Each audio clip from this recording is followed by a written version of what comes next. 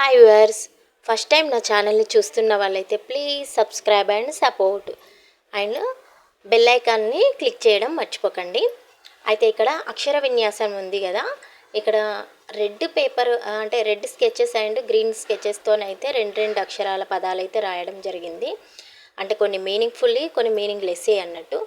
అయితే వాటి మధ్యలో వైట్ పేపర్లో ఉంది కదా, కాన్ వన్ సైడ్, వాన్ వన్ సైడ్ ఉంది కదా, అవి కొంచెం పైకి అంటూ ఒక్కొక్క లైన్కి స్ట్రైట్గా పెడుతూ మనం పదాలను చదవాలన్నమాట.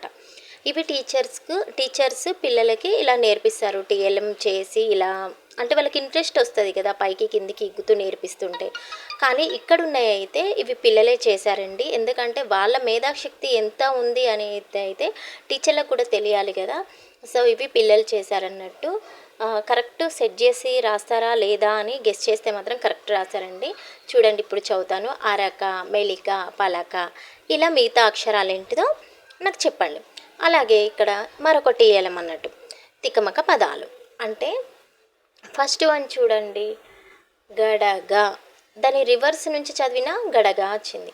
Second one Kadapa. తర్వాత దాన్ని రివర్స్ చేయండి, పడక. తర్వాత కడవ, వడక.